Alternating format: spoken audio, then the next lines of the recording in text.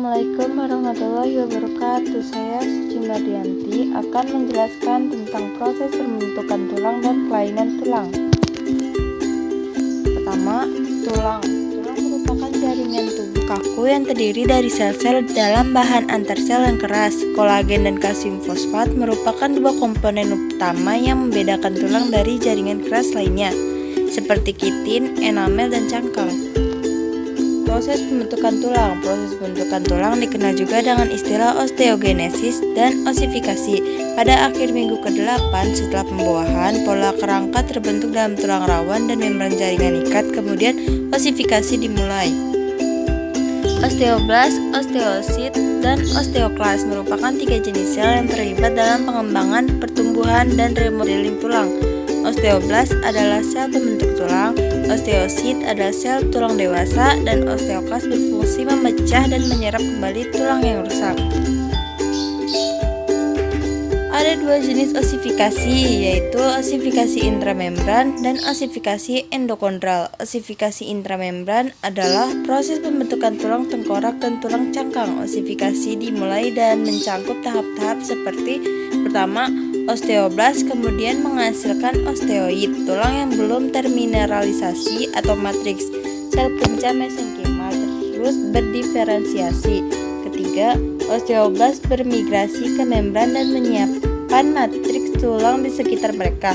Keempat, osteoblast yang dikelilingi oleh matriks kemudian berdiferensiasi menjadi osteosit. Osteosit kemudian mengeras dalam hitungan hari. Osifikasi endokondral. Osifikasi endokondral melibatkan penggantian tulang rawan hialin dengan jaringan tulang. Dalam proses ini, tulang rawan hialin merupakan mode atau cetak biru tulang yang akan dibentuk. Biasanya, ketika osifikasi sekunder selesai, tulang rawan hialin sepenuhnya digantikan oleh tulang keras, kecuali pada 2 area, yaitu bagian dari tulang rawan hialin yang tetap berada di atas permukaan epifisis sebagai tulang rawan artikular, dan bagian tulang rawan lainnya berada antara epifisis dan diafisis.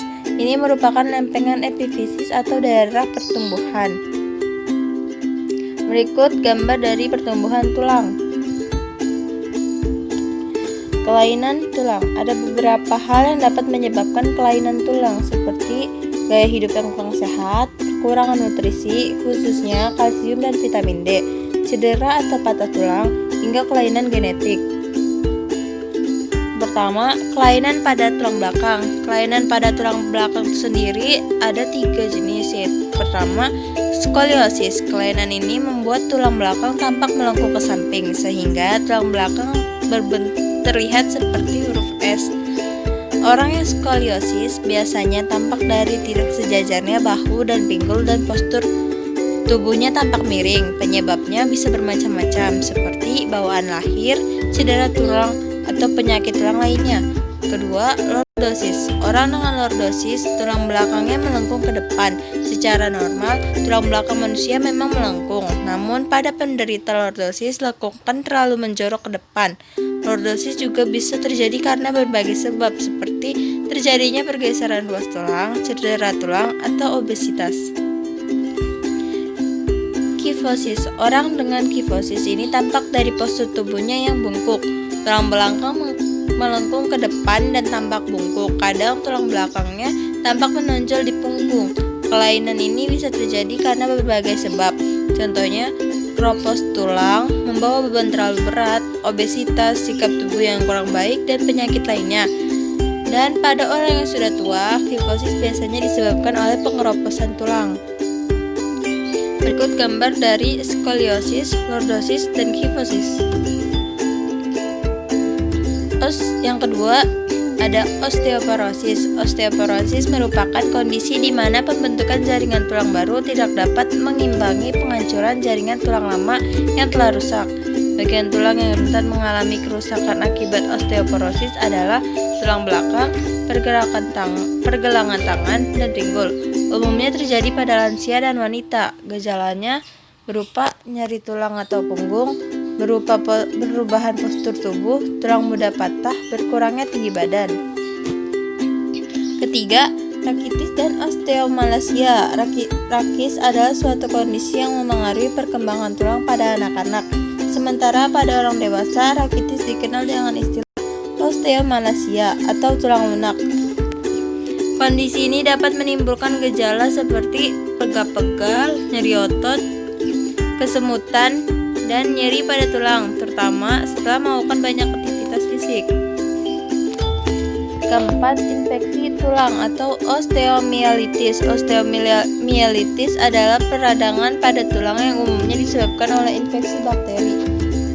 Osteomielitis dapat menyebabkan gejala seperti nyeri dan pembekakan pada tulang. Bagian di sekitar tulang yang meradang terasa hangat saat disentuh, demam, dan tubuh terasa lemas. Kelima, tumor tulang. Ketika sel-sel di tulang tumbuh tidak terkendali, dapat terbentuk suatu gumpalan jaringan yang disebut tumor. 6. Penyakit Paget. Penyakit Paget merupakan kelainan kronis yang menyebabkan tulang tumbuh lebih cepat namun rapuh.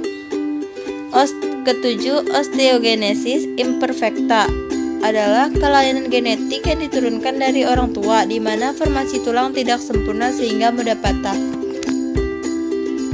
Selain kelainan tulang, ada juga cara mencegah kelainan tulang, seperti menambahkan asupan kalsium dan vitamin D, rutin berolahraga, menjaga berat badan ideal, dan menjalani pemeriksaan kepadatan tulang.